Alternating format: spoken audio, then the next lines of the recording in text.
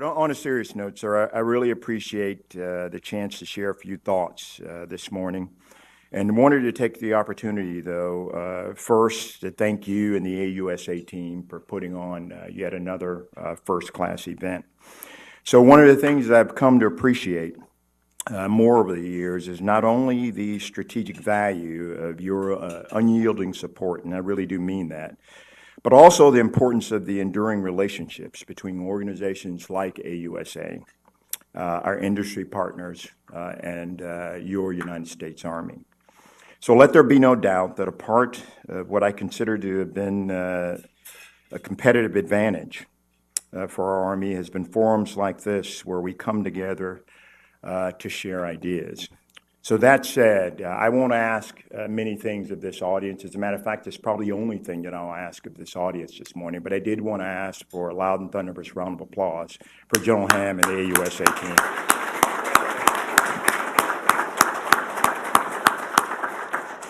So before I move on, what I came here to talk about this morning and what I came here to say and hopefully what you came to hear, I wanted to thank another group represented here this morning, and that group is our commercial and defense industry partners. So our Secretary of the Army speaks of the Army's revival in the context of a renaissance.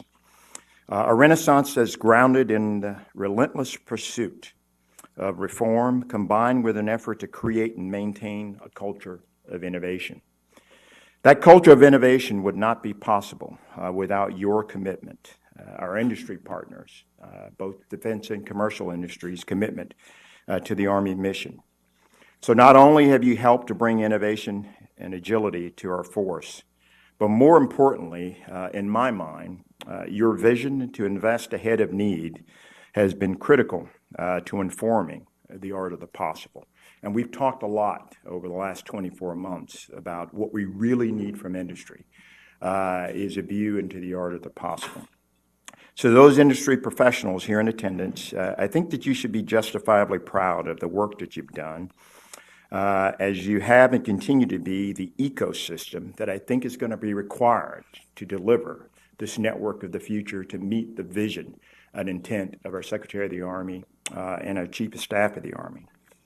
And so the theme for this morning's discussion, as we start to digest and start to get our minds around the National Defense Strategy, is delivering the network and a few key components and aspects of delivering the network in an era of great power competition. So to that end, there are really three broad topics, topics that I wanted to talk about today conceptually. First and foremost, to talk about where, after 24 months, 18 to 24 months, where we are now. Secondly, I wanted to provide a few insights into what I believe you can expect from your Army when it comes to network modernization over the next 12 to 24 months. And last but certainly not least, a couple of areas where I think that the Army could use your help. So the question of where we are now, given the emphasis on modernization over the past 24 months, I believe the phrase that captures the essence of our current posture, and I think there's one phrase, and that one phrase is unity of effort. As many of you have heard me say before, the Army's in the midst of what I would consider to be the largest and most comprehensive review of its information technology enterprise over the last almost 3 decades. And the impetus for our efforts over the past 18 to 24 months has been informed by two undeniable facts. And I know in some cases to you all, it's kind of an aha moment for the military, and you were wondering when we would reach these conclusions. But I think the first undeniable fact is institutional realization of the might, the absolute might of commercial and defense industry. Your investments have literally fueled the idea first uttered by our 39th Chief of Staff of the Army, General Mark Milley, almost 2 years ago, when he started to roll out this idea that the character of future warfare will be dramatically shaped by technological advancements, and that's your investments. The second part of this is, and that undeniable fact, is that over the past 17 years, and you've heard this stated in different ways by many others over the last 24 months. But our peer competitors, it's a realization that our peer competitors have gone to school not just on our strengths, but also on our tendencies and reliances. So with those facts in mind, in order to posture the Army to outpace peer competitors, 8 months ago, almost 9 months ago, our Army leadership challenged us with a new vision.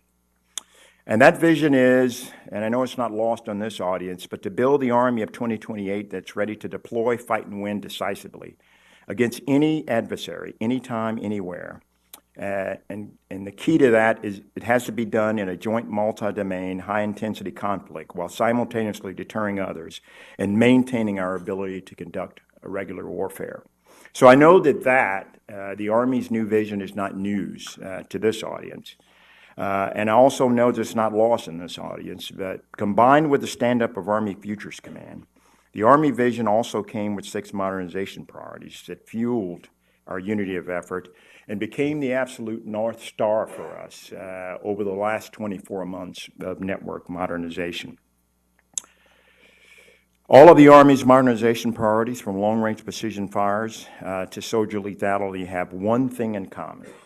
And that one thing is a reliance on our institutional ability to first envision and then deliver a network that's fundamentally different. And this is what makes the problem set significantly more complex, but to deliver a network that's fundamentally different than the one that we have today. So with the senior Army leadership's new vision and the 2018 National Defense Strategy, coupled with priorities outlined by another great teammate and another great leader that I had the honor and privilege of dealing with almost on a daily basis, Mr. Danny Deasy, the DoD CIO, I feel like we have momentum, and we have the momentum to build on the unprecedented efforts of the last 24 months. So I'll tell you that the work of Pete Gallagher and Dave Bassett on the Integrated Tactical Network and John Morrison, our G2, Lieutenant General Scotty Barrier, and Steve Fogarty, my Ranger buddy, on intelligence, cyber, electronic warfare, and space detachments, pronounced IQs, within the multi-domain task force. I believe these are game changers when it comes to meeting the demands associated with the Army's evolving doctrine of multi-domain operations. The Army's made significant progress over the past 18 months in the area of readiness, modernization, reform, and assuring our allies. But given the energy and unprecedented collaboration, probably the most collaboration that I've seen at this level since I've been old enough to know what I was looking at, probably about the grade of lieutenant colonel that I've seen in this community. Given this energy and this enthusiasm and the optimism that I'm seeing, I can tell you that we've only just begun when it comes to our potential to deliver the network that the Secretary and the Army have demanded. So to my second point, what can you expect from the Army over the next 24 months and beyond? Besides the work we are doing with Army Futures Command and the acquisition community with another great teammate, Dr. Jetty, my number one partner has been Lieutenant General Steve Fogarty, Commanding General of Army Cyber.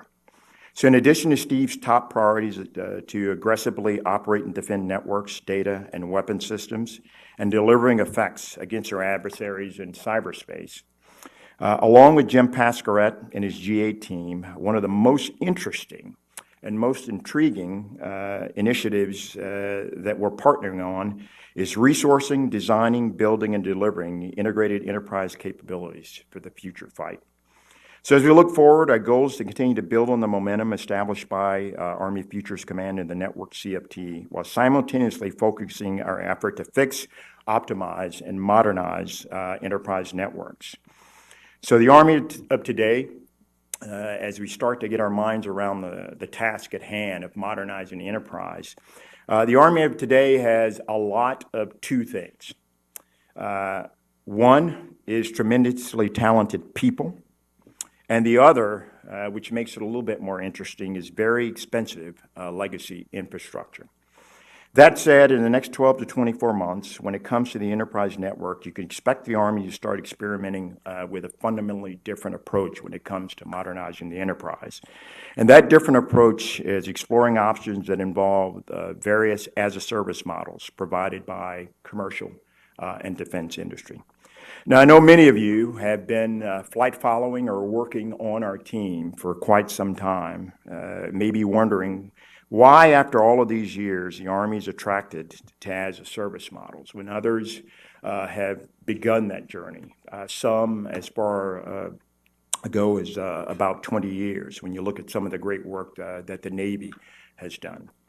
I will tell you that the Army's enterprise network, to the problem that we have before us in recognition of that problem, I'll tell you the Army's enterprise network at its current level of investment and pace of modernization cannot meet the immediate and future warfighting requirements to optimize force readiness. We've got essentially about 13 capability areas that we use to quote-unquote modernize the enterprise network. Today, we incrementally modernize, meaning this year we show up, we might touch your SIPR infrastructure. Next year, we might show up and we touch your NIPR infrastructure. The following year, we might show up and touch one of the 5 regional hub nodes. And so not only are we adopting and looking to adopt an enterprise as a service model, one of the other things that we are driving on, and this will happen, is we're going to move from an incremental approach at 288 different post camps and stations to more of a prioritized approach at about 50 of our most important and significant readiness-related power projection platforms. So these are 2 complementary efforts that Steve Fogarty and I are partnering on.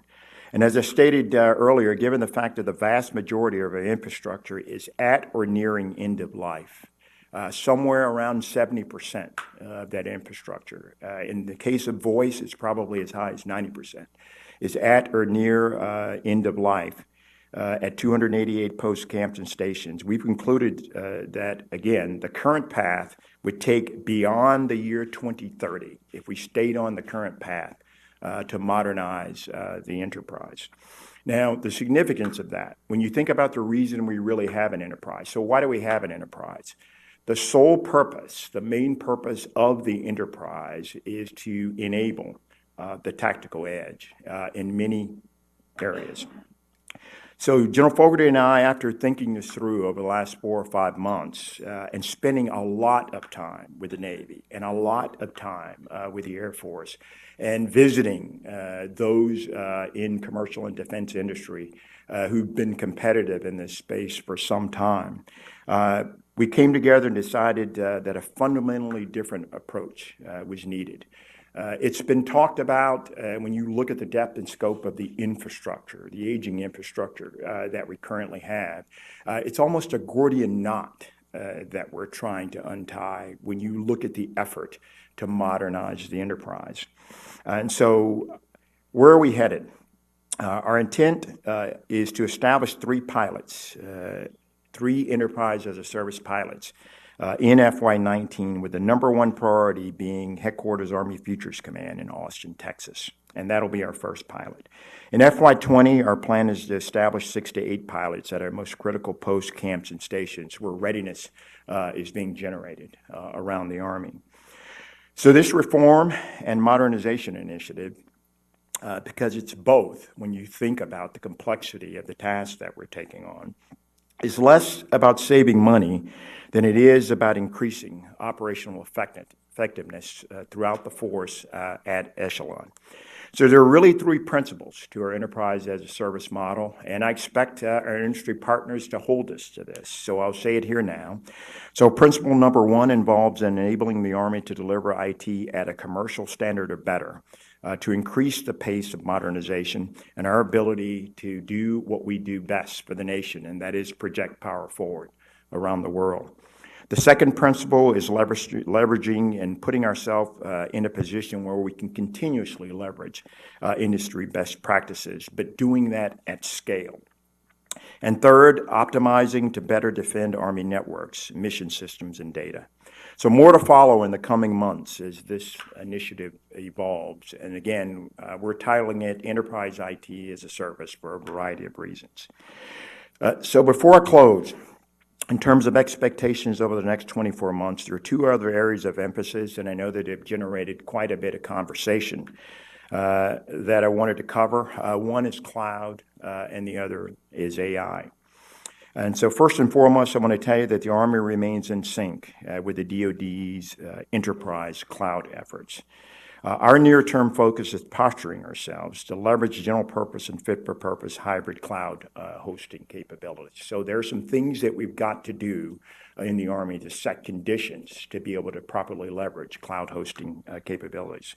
So in FY19, expect to see the stand-up of a cloud program office. I think you can expect that in the next 90 days for the Army. This is something that we've never done before, especially on a couple of efforts that we had over the last 36 months that we've had to kind of take a step back from.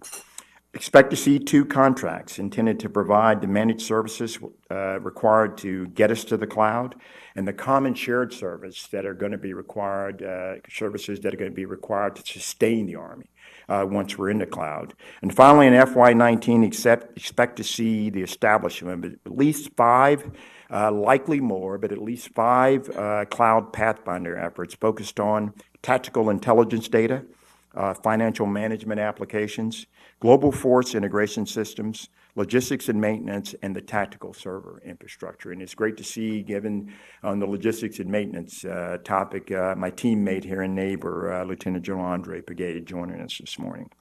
So we look forward to working with him and Bill Moore on this effort, given the amount of data that our law community generates every day. So under the umbrella of cloud, working with FFRDCs, one of the things that we've done is we spent some time thinking about this particular problem set.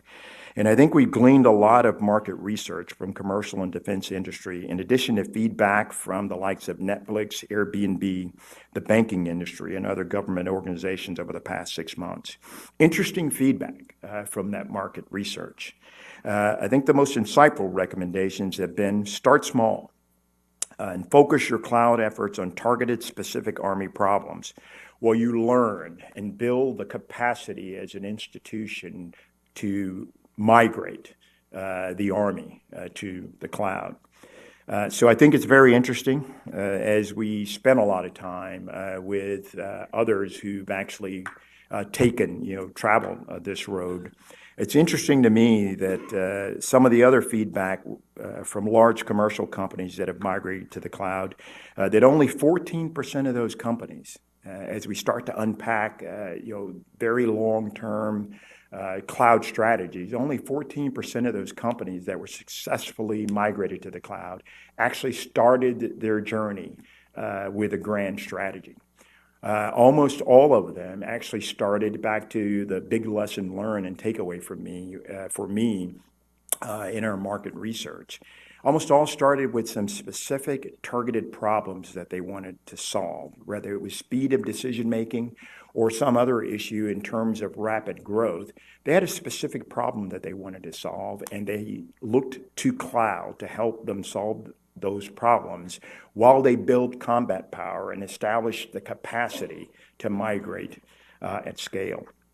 And so when it comes to cloud, our intent is, given the fact that this industry, I think in 2018 it was about a $200 billion industry.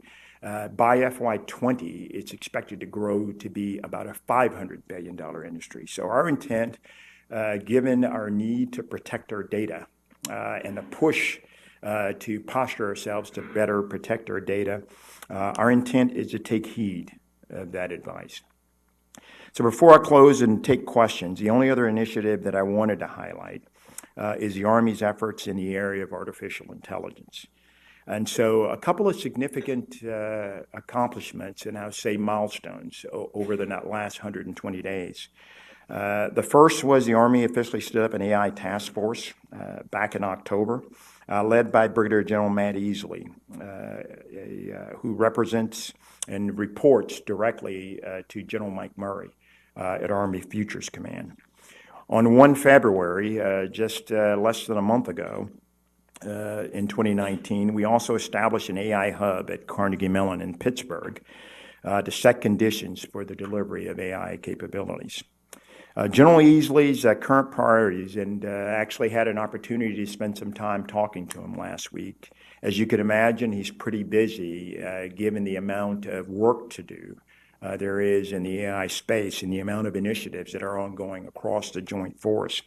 But his current priorities, and he wanted to make sure that I pass this on to you, are enhancing automated target recognition for autonomous vehicles, personnel risk management, targeting in support of long-range precision fires and the long-range precision fires cross-functional team, predictive maintenance, and ballistic swarm.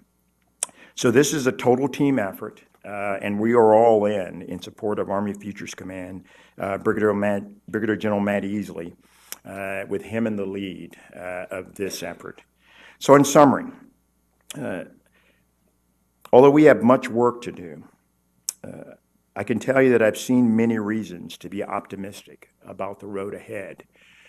So a couple of the topics when you think about the depth and scope of what we face today in terms of this ongoing effort to modernize our network reminds me of a quote from General McChrystal, I think it was about 10 years ago, when he said, "Get comfortable being uncomfortable." And especially when you start to look at things like, that we've never done before, like enterprise IT as a service. Third largest and most complex organization in the world, your United States Army. When we start to dip our toe into those waters, being risk averse is not an attribute that we're looking for. And so if you're not a little bit uncomfortable, given the task at hand, we're probably not pushing the envelope at the pace and depth that we should be. And so from the tactical edge to the enterprise, I can tell you that I'm pleased with the progress that we've collectively made over the last 18 to 24 months. And so I covered two of the things that I wanted to talk about, which is just a brief discussion, because I know you've heard from Pete Gallagher, and I know you've heard from Dave Bassett, and I know you've heard from others in terms of work that's been happening over the last 18 to 24 months from the cross-functional team. And so I didn't want to spend the entire time talking about that, because I can tell you there's no daylight between us in terms of the work that we're doing together. But to my last point on how industry can help, I think that there are two areas. So I talked about two things that we have a lot of. One is legacy infrastructure, and the other is people.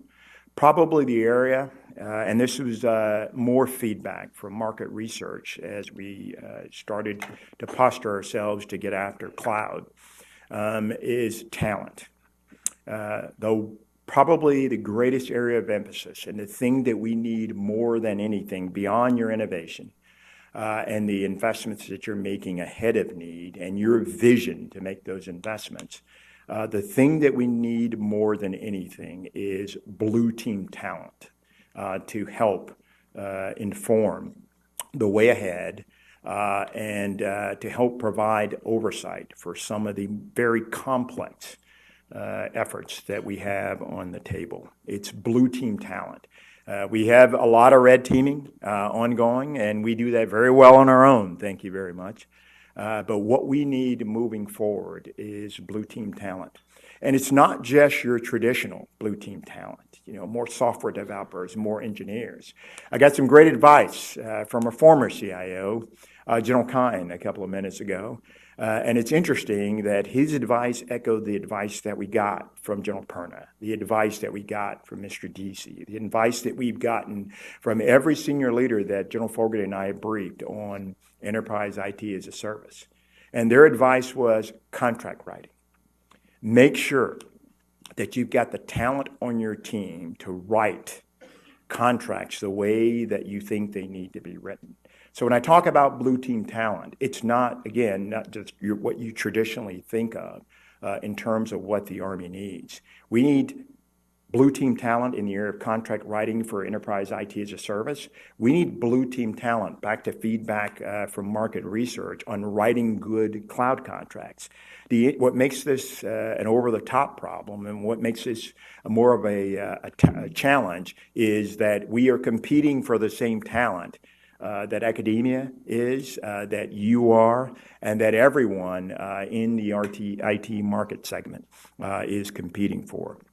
And so if I can ask one other thing of you in terms of what we need from you beyond some insights into the art of the possible and those relationships that lead to that, is the Army needs, just like all the other services, you to continue to develop blue team talent. Finally, the other thing that I think that you all have done very well. And so over the last 24 months, so I've seen a dramatic increase in the quantity of engagements with industry based on my time in the National Capital Region. This is like my 5th tour here, so I've seen a lot of these. But what's most important, and I think the thing that's driving us, I talked about that ecosystem that we're going to need, that you provide. The thing that's most important is the fact that the quality of those engagements has dramatically increased. And so, General Ham, I'll close by saying that I really, when I said up front, when I talked about the vital role that AUSA plays in bringing us together, I meant that, not only as the Chief Information Officer of the Army, but as a soldier and the father of a soldier at the tip of the spear, out doing the nation's work. And so I will never take for granted the important role that you play. And I think the passion that you bring is probably the greatest example that we have in terms of the importance of this relationship and the occurrences like this that happen across the nation every day, and you're a big part of that. So to all, again, thank you all very much for what you do. And I stand by and look forward to your questions. Army strong.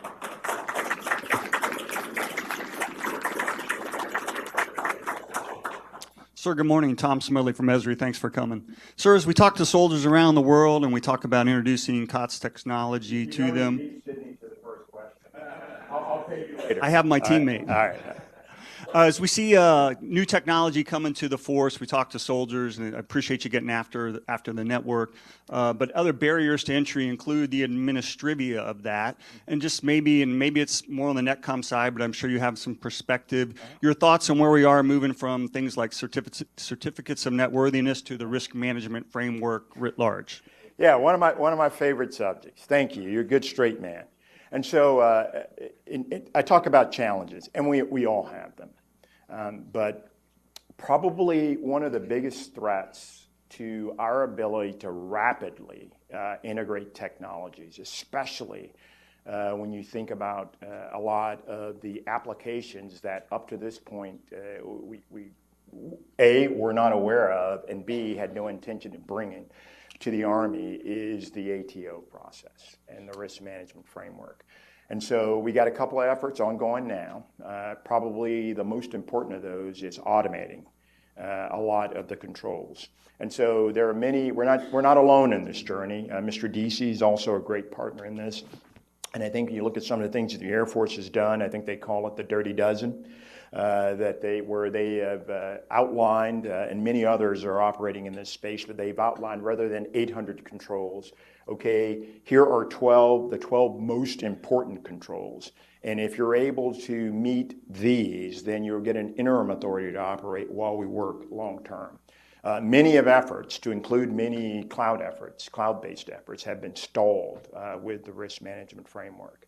And so rather than wringing our hands about the fact that it came with about an 800% increase in workload and no people and no additional funding, We're trying to get after it, working with those who have innovated in this space, like the National Security Agency and others who have done great work, and the vast majority of the intel community. So I've got Ms. Carol C. Carol, please stand and raise your hand here, who's been leading the charge for me. She used to be a lot taller when we started this journey. But Carol has just done some phenomenal work, has a pilot ongoing right now at Fort Bragg that's intended to inform the way ahead when it comes to RMF. So you're a good straight man. Great question. Hi, sir. Ashley Trussell, Inside Defense. A question about the AI task force. Secretary Esper, in his memo standing up the task force, directed you to revise the Army data strategy and then form a new Army cloud strategy. Yes. How are you doing on those efforts so far, and what are your timelines for those? Right. So cloud. I spent a little time just now talking about the cloud piece. I believe that in the next 90 days, we're also going to have a revised data strategy. I think one of the things that Bob Farrell left me that was actually quite powerful was he actually left a data strategy. But when we started to unpack the data strategy, given the focus today that we didn't have probably 36 months ago on this idea of protecting our data with the exponential growth, Mr. Tom Cicela, sitting here, is the Army data officer and our lead architect, and so he's leading that effort. So to your question of cloud, I think the big lesson learned, as I said earlier, is rather than this 5 to 10 year cloud strategy, we really want to focus on getting after those 5 pilots. My instincts tell me there will be significantly more given the interest that I've seen. And a win for the Army is that 24 months from now that we've grown the capacity, whether it's contract writing or in other areas, to institutionally learn how to do this. And then we'll be able to get to scale, and then we'll be able to get to speed. So hopefully that answers your questions. Thank you. Well, cloud seems to be the topic of the day, General. Sue Dewitt. You mentioned as a service model. And of course, when I think of cloud, I think of either infrastructure as a service, platform as a service, software as a service. And thus far, it seems Army has primarily done the infrastructure as a service. So when you say enterprise as a service, can you translate that for us? Absolutely. So enterprise IT as a service. Our post camps and stations, 288 of them around the globe. That's where readiness happens. That's where training happens. That's where the Army is. I won't get into the amount of money that we spend on legacy infrastructure, but most of you have been around the Army a long time, and you can probably get in the ballpark. So taking on, I talk about the momentum of the last 24 months with Pete Gallagher and first Gary Martin and now Dave Bassett and Jim Mingus and that team, the entire team. I think we're in a good place there. So when General Fogarty and I started to focus our attention, again, he's my #1 partner when it comes to the enterprise and how we're going to modernize it, we ran into one brick wall after another, thinking about, so how do we get speed? I talked about beyond 2030. If we stayed on the path that we were on, incrementally modernizing, it would be beyond 2030 before we were able to modernize the enterprise. So we needed a hard right turn, so to speak. We needed to do something fundamentally different. And so we began probably about 5 months ago, maybe 6 months ago, to really explore other alternatives. So what's the as-a-service model? When it comes to the enterprise. What we're talking about is the infrastructure and the networks at our post camps and stations. And so there are kind of 3 buckets, so to speak, and I don't want to oversimplify something that's very complicated by referring to them as buckets, but there are kind of 3 categories that we're looking at. One is the network, and it's a very broad topic. The other is services related to the network, and then the other is devices. And so our first venture into this area will be mostly on the network side. Again, this is about starting small with Futures Command Headquarters being our first venture, and that will happen in FY19, given their full operational capability. We won't have this in place by the time they get to FOC, but we've got a team of 12 right now from the Army, to include the CIOG-6, NETCOM. We have a team from DISA. We have support from Army Futures Command and Army Cyber. We've got a 12-person team on the ground right now setting conditions for them meeting FOC and us being able to come in right behind that with an as-a-service model as our first pilot. So we're actually pretty excited about this. I can think of nothing else I'd rather do than be doing this right here, right now. And a part of that is not only the complexity of the task at hand, but the sharing of ideas, which I talked about earlier, which led to this discussion. So I want to give a hats off to our sister services, to be quite honest with you, because as I said earlier, we spent a lot of time thinking about this. The Navy came in and literally gave us every lesson they've learned. I think it's been about 20 years since they started. The Air Force came right in as they've got, I believe, up to 6 to 8 to 10 pilots that they're actually starting this year. And so to a way ahead, 3 pilots in 19, and those locations beyond Army Futures Command will be announced at a later date, and up to 6 to 8 pilots in FY20, a couple of which we were looking to actually partner, flight follow and partner with the Air Force on in FY20. That helpful? General Crawford. Yes, sir. Bill Buck. I'm going to give you a little segue here on that. Synthetic training environment. Yes. Going from your enterprise discussion to the tactical networks and how you see those things coming together. Yeah, I think probably one of the most interesting of the cross-functional teams is the great work that Maria Gervais and team are doing at about, I believe it's about 40 different locations where she's going to have Steve. So when I talked about the fact that we're going to have 5 pilots focused in FY19, and I said my instincts tell me that there'll be more, one of the cloud pilots that we're looking to get started is with Maria Gervais and her team. I think the work that she's doing is very powerful, but it's garnered a lot of interest, at least down at the soldier level. When you think about a soldier being able to wake up in the morning,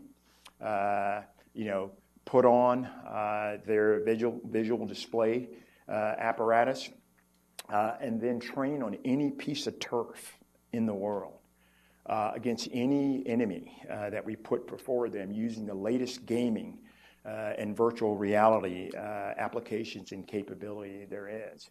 I can think if I were a sergeant, I would be not only very interested in this, but I would be very passionate given their role to lead our nation's finest. And so to your point, we're a joint at the hip. One of the things that we've done over the last 6 months is initially our focus was on the network cross-functional team, but one of the things that we've done in the efforts that we took on is we realized the importance of the network to all of the cross-functional teams. Futures Command, with support from Mr. Tom Cecale's architecture team and others, actually went around to all of the cross-functional teams, gathering their requirements to make sure that as we start to take steps forward, that we're not only considering the work of the network cross-functional team, but we're also considering those other cross-functional teams and their enterprise network requirements. So long answer to your question, Maria's done a great job of laying out her requirements. We know exactly where she plans to lay out her first instantiations of Steve, and we're actually pretty excited about it because it also gives us an opportunity to test fire our cloud hosting capability. You can ask anything you'd like to. You're nickel, as long as until Joe Ham gives me the hook. So thank you. My backup question would be, given your description of what you want soldiers to be able to do in their day rooms, in their rooms, whatever, based on maybe their MOS level, whatever it is, that's going to take a significant amount of bandwidth locally to support that kind of a network. How do you see that? Is that a wireless network? Is that a wired network? Does that run off a local system that then hybrid cloud system connecting up? So the answer to that is yes. All right. So one of the big mistakes of the past, I'd say, and mistakes is probably the wrong way to view it. One of the things that I think we missed is we came to you, industry, and we attempted to dictate where we wanted capabilities to come from. So absolutely, it's probably a 10x capability, 10x increase in terms of the amount of bandwidth, the difference between what we have now and what we're going to need for the future. Hence, this also informed, and it was about the time that Maria Gervais actually laid out her requirements that General Fogarty and I decided to take on this enterprise IT as a service model. Again, we could not get there from where we were. It was going to be virtually impossible given the pace at which we were modernizing our enterprise network. So this isn't something we just need to take on at a Fort Hood or a Fort Bragg. We've got 288 post camps and stations. And again, 40 of those or so are going to be STE sites. And so it's our insights in collaboration with the Maria Gervais of the world that led us to the conclusion that we could not, that the path that we were on with modernizing the network was not going to meet the Secretary and the Chief's intent for the future. Is it okay if we take one more, sir? The best for last. General Ham had a question. Sydney, good to see you again. Hi, sir. Thanks very much. We were talking about cloud. We're talking about as a service, and as I understand, those in the real world, those are usually intertwined. You don't really do as a service without some form of cloud to deliver whatever it is that's coming as a service. So when you talk about cloud pilots, as a service pilots, are those separate things, or are those overlapping, or as a practical matter, will as a service probably have a cloud aspect, but there will be also a separate cloud initiative in parallel? How do those two things interconnect? Sydney, I armored up for you this morning. That's it? Okay. All right. So obviously there are as-a-service models that are related specifically to cloud. And the one thing that we didn't want to do is confuse or conflate these two actions and initiatives. So we've got our ongoing cloud effort. All right. But the as-a-service model that I'm talking about is more related to enterprise information technology writ large as a service than it is the cloud effort. So these are, I'll call them complementary efforts two complementary efforts that we have ongoing. So how do you deliver enterprise as a service without a cloud aspect? No, it's absolutely just a commodity, but it's not a separate effort. As an example, so we're going to start with what we're calling the network. And remember I said we're going to go to services and then we're going to go to devices over time. But our focus here in FY19 is to get the cloud pilots going so we can institutionally learn how to do this while we focus on this enterprise as a service model, but specifically focused on the network. If you ask me where I think we're going to be 18 months from now, it could very well be that as a part of the enterprise IT as a service model, that we've learned some things that make it a better deal for the Army to leverage the as a service model that we started on the network to help produce the cloud capability that we need going forward. The key point to all of this, though, is a lot of people get excited and the Army has a cloud contract ongoing.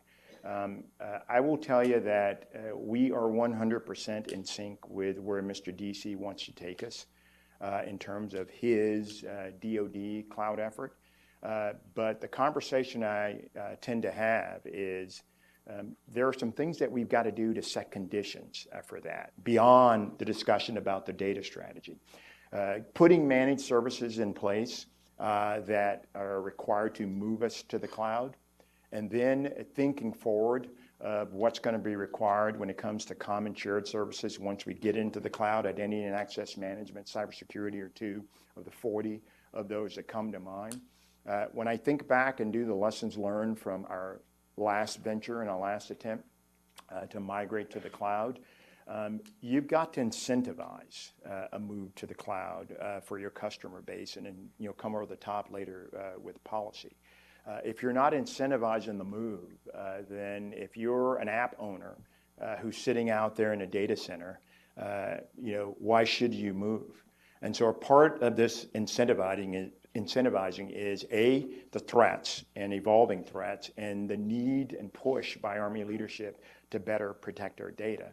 But the other part of the incentive is we're going to help you move and migrate to the cloud. And that's fundamentally different and a fundamentally different approach than the one that we've had in the past.